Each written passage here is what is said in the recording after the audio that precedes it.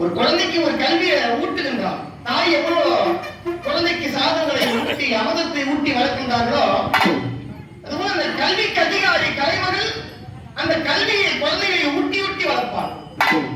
அப்புறம் என்ன நம்ம கல்வியை வணங்கணும், கலைமகளை வணங்கணும். காலை மாலை இரண்டுகளையும் எழுந்தவுடனே கலைமைகளை வழங்கினால் கலைமகள் கையிடாமல் நம்மை காத்துக் கொள்வார். அந்த கலைமகளை வழங்காகி இந்த இனிய நேரத்தில் நம்ம எல்லாம் காத்து ரசித்துக் கொண்டிருக்கின்றால் கலைமகளும் அழகாக வந்த போது அழகிலே சிறந்த